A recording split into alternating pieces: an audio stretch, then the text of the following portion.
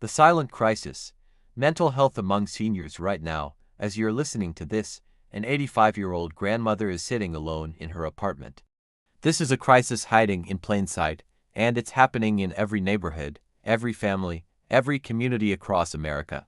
She hasn't spoken to another human being in 3 days. That's 14% of people over 60 are living with a mental disorder right now. 1 in 3 adults in America reports feeling lonely, but for seniors, the isolation cuts even deeper. But for too many seniors, they've become the forgotten years.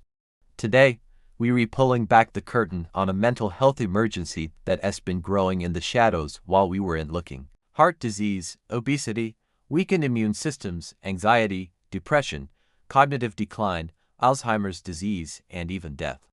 Why? Because we've normalized their suffering.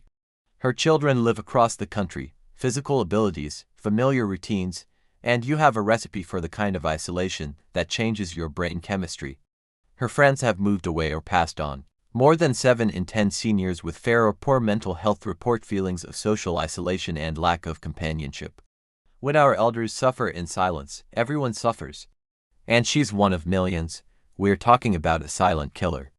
Across the country, innovative programs are proving that this crisis isn't inevitable. We stop pretending that mental health struggles are a normal part of aging. When did you last have a real conversation with them? Not about their medications or their doctor's appointments, but about their dreams, their fears, their hopes for tomorrow. We check on our older neighbors, parents, and grandparents, really check on them, not just their physical needs. Recognizing this mental health crisis isn't just the first step toward solving it, it's the key to unlocking the joy, wisdom, and connection that every senior deserves.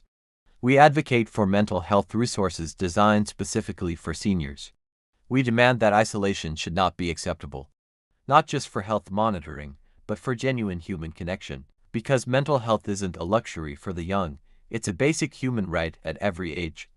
AI companions provide 24-hour emotional support. Video calling platforms designed for seniors are rebuilding family bonds across distances. Mental health apps are being tailored specifically for older adults who are ready to reclaim their emotional well-being. Virtual therapy sessions are connecting seniors with mental health professionals from their living rooms. Intergenerational programs are pairing college students with isolated elders. Community centers are becoming lifelines. And we lose the wisdom, experience, and love that these individuals have to offer. This isn't a story. When we treat senior mental health with the same urgency and innovation we bring to their physical health, the results are remarkable.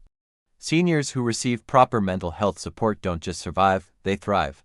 They reconnect with family, rediscover hobbies, form new friendships, and often report feeling happier than they have in years. We call them the golden years. Here's what the numbers are screaming at us. 1 in 6 older adults. Think about this.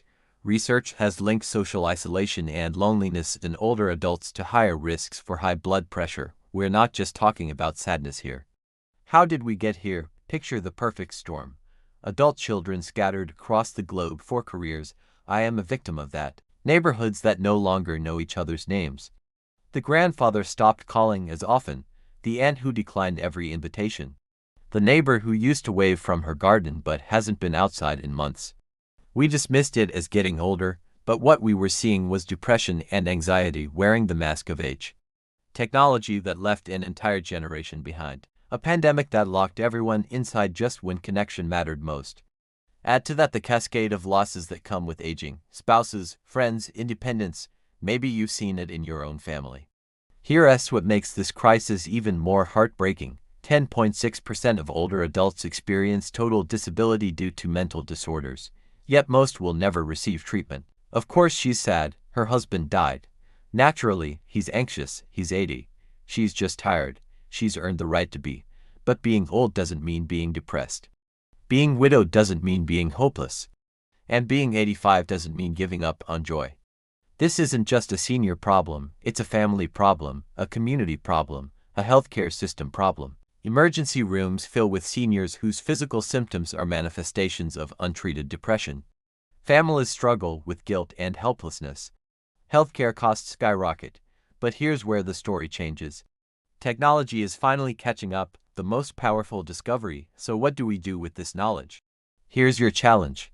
Think of one older adult in your life right now. That 85-year-old grandmother I mentioned at the beginning. She doesn't have to sit alone. None of them do. The golden years should be golden. The question isn't whether we can afford to address senior mental health. The question is, can we afford not to?